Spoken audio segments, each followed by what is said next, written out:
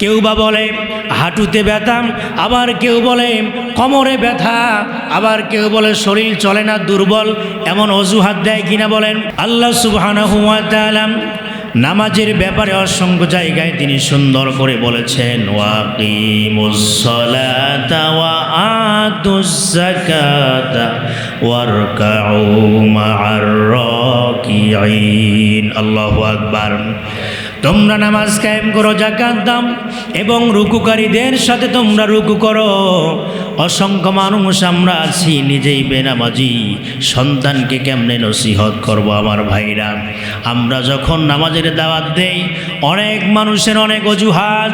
কেউ বা বলে হাঁটুতে ব্যথা, আবার কেউ বলে কোমরে ব্যথা, আবার কেউ বলে শরীর চলে না, দুর্বল, এমন অজুহাত দেয় কিনা বলেন? এ মুসলমান, এই অজুহাত দেখায় কোনো লাভ নাই। আল্লাহ রব্বুল আমিন বলেছেন, বান্দারে এমন অসুস্থ হয়ে পড়েছ, বসে নামাজ পড়ো। বসেও নামাজ পড়তে পারো না, শুয়ে নামাজ আদায় করো। শুয়ে নামাজ আদায় করতে পারো না, শুয়ে শুয়ে ইশারা দিয়ে নামাজ পড়ো, তারপরও নামাজ কাজা করো না। সুবহানাল্লাহ। কিন্তু আমার ভাইরা, আমার বন্ধুরা, আমাদের মতো অসংখ্য আলেম রয়েছে, অনেক প্রচলিত একটি বিষয় তারা ভুল ফতোয়া দেন। আমি নিজেই দেখেছি, কয়েকদিন পূর্বেই তো আমার কাছে ফোন আসলো, হুজুর একজন লোক মারা গিয়েছে কিন্তু কিছুদিন নামাজ পড়তে পারেন নাই। আমাদের এলাকার একজন ইমাম তিনি বলেছেন, এই যে কিছুদিন নামাজ পড়ল না, এই জন্য 2000 টাকা যদি কাফারা দেন এই নামাজের হক আদায় হয়ে যাবে। নাউজুবিল্লাহ বলেন। আমার ভাইরা, এখানে একটি মাসআলা শুনে নেন। রোজার ব্যাপারে কাফারা আছে, কিন্তু কোনো মানুষ যদি বেনামাজি হয়ে মারা যায়, 2000 কেন 2 লক্ষ টাকা দিয়ে ওই নামাজের কাফারা আদায় করতে পারবেন না। কিন্তু আমাদের মতো কিছু মৌলবীরা ফতোয়া দেয়, ভুলভাল ফতোয়া দেওয়ার কারণে অসংখ্য মানুষ এই নামাজ থেকে ডাইভার্ট হয়েছে, মাইনাস হয়েছে। কারণ ওই মানুষদের ফতোয়া শোনার পর তারা চিন্তা করলো, সর্বনাশ, যদি টাকা দিয়ে নামাজের কাফারা আদায় হয়ে যায়, নামাজ পড়া লাগবে কেন? কথা বলেন, কথা ঠিক কিনা? আরে এ সমস্ত মৌলবীদেরকে বলবো, এই ফতোয়া আপনি কোথায় পেয়েছেন? নামাজ কাজা আছে, 2000 5000 টাকা দিয়ে নামাজের কাফারা, এ সমস্ত বিষয় নিয়ে কোনো হাদিস অথবা কোনো কোরআনের দলিল নাই। কাফারা আছে রোজার, কিন্তু নামাজ বলল না আপনি টাকা দিয়ে এই কাফারা আদায় করবেন, এটা ভুল। আমার ভাইরা, আমার বন্ধুরা, যারা বলেন আমার হাঁটুতে ব্যথা, গিরায় ব্যথা, মাজায় ব্যথা, কোমরে ব্যথা, তাদের জন্য একটা দোয়া বলছি। শুধুমাত্র ছোট্ট একটি দোয়া পড়ে, এই দোয়াটা পড়ে যদি যেই জায়গায় আপনারা ব্যথা অনুভব হয়, হাত দিয়ে সেই জায়গা আপনি ধরবেন, আর এই ছোট্ট দোয়াটা যদি আপনি পড়ে সেই জায়গায় মালিশ করতে থাকেন, ওয়াল্লাহি বিল্লাহি, আল্লাহর কসম করে বলছি, যদি রসুলের হাদিস সত্য হয়, এই দোয়ার ওসিলা আপনার কোমর ব্যথা, হাঁটু ব্যথা চিরজীবনের জন্য ভালো হয়ে যাবে। সুবহানাল্লাহ বলেন। দোয়াটা হলো, আমার সাথে পড়বেন, আউযু বিইজ্জাতিল্লাহি, বলেন তো একবার, আউযু বিইজ্জাতিল্লাহি ওয়া কুদরতিহি মিন শাররি মা আজিদু। ছোট্ট একটি দোয়া আমার ভাইরা, এই দোয়াটি পড়বেন, আর যেই জায়গায় আপনার ব্যথা অনুভব করতেছেন সেই জায়গায় হাত লাগাবেন আর ফু দিবেন।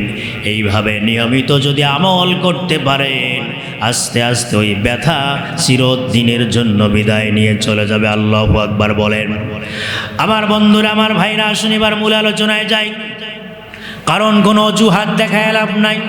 আজকে আপনি অজুহাত দিচ্ছেন, যেই দিন মালাকুল মউত আজরাইল চলে আসবে সেই দিন কোনো অজুহাত চলবে না। আমার ভাইরা, আবার অনেক সময় মানুষদেরকে দাওয়াত দেওয়ার জন্য যায়, অনেক মানুষ বলে, হুজুর যেই দিন থেকে মন ঠিক হবে সেই দিন থেকে নামাজ আদায় করব।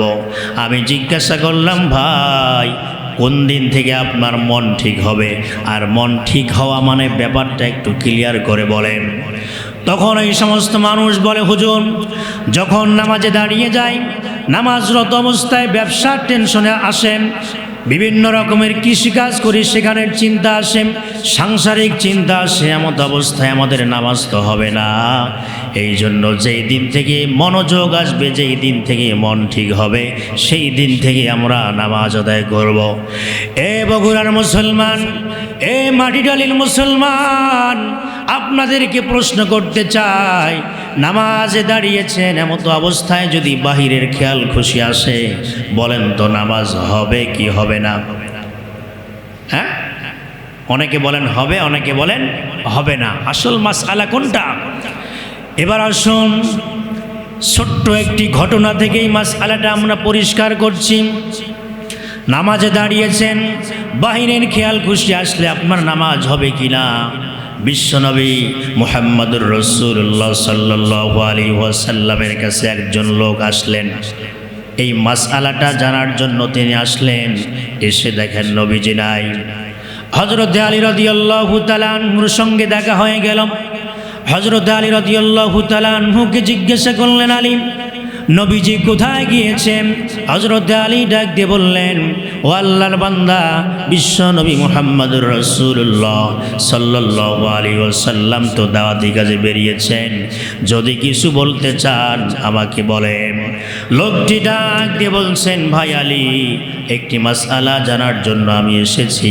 মাসআলাটা হলো, আমি যখন নামাজে দাঁড়িয়ে যাই, বাহিরের খেয়াল খুশি চলে আসে, এমতো অবস্থায় আমার নামাজ হবে কি না, এই মাসআলার জবাব দেন।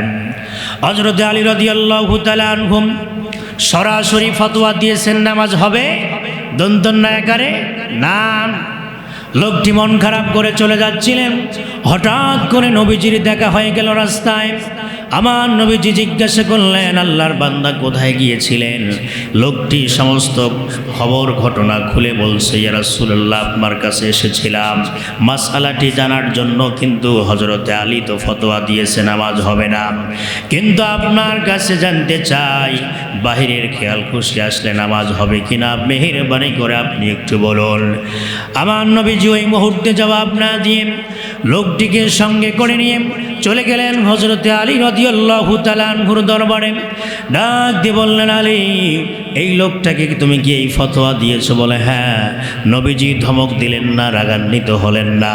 এবার সঙ্গে সঙ্গে ডাক দিয়ে বললেন, আলী, এই মুহূর্তে আমার সামনে 2 রাকাত নামাজ আদায় করে আমাকে যদি দেখাতে পারো, আমার পক্ষ থেকে তোমার জন্য একটি চাদর উপহার দেব। সুবহানাল্লাহ। হযরত আলী রাদিয়াল্লাহু তাআলা আনহু নবীজির সামনে 2 রাকাত নামাজ আদায় করলেন, কিন্তু বিস্ময়কর কাহিনী, প্রথম রাকাত কমপ্লিট করলেন, দ্বিতীয় রাকাতে যখন সূরা ফাতিহার পর অন্য সূরা মিলাবেন, এমত অবস্থায় হযরতে আলী নামাজের ভিতরে চিন্তা আসলো, টেনশন আসলো, নামাজ কমপ্লিট হলেই তো রাসূলুল্লাহ আমাকে চাদর উপহার দেবেন। এই চাদরটা আম্মাজান হাফসার ঘরের চাদর নাকি আম্মাজান আয়েশার ঘরের চাদর? আবার মাটিডালির মুসলমান ভাইরা জবাব দেন, বলেন তো হযরতে আলীর মনোযোগ নামাজে আছে না চাদরে গেছে? কথা কর। চাদরের দিকে চলে গেছে, নামাজে নাই। এরকমভাবে হযরত আলী রাদিয়াল্লাহু তাআলা আনহু নামাজ কমপ্লিট করলেন। 2 দিকে যখন সালাম ফিরালেন, সালাম ফিরানোর পর হযরত আলী নবীজির দিকে তাকিয়ে মুস্কি মুস্কি হাসেন, নবীজিও হযরত আলীর দিকে তাকিয়ে মুস্কি মুস্কি হাসেন।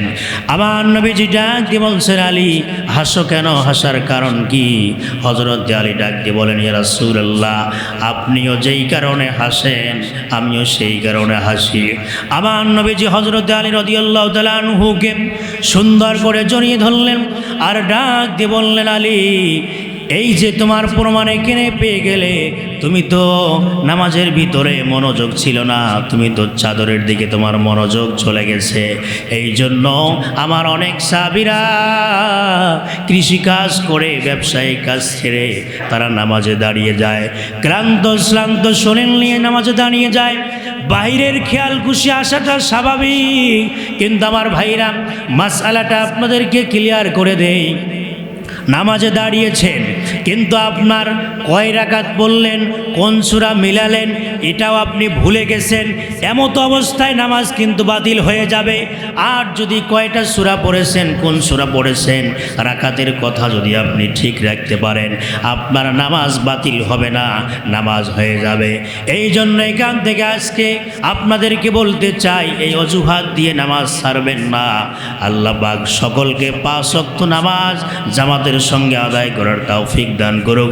সকলে বলেন আল্লাহুম্মা আমিন।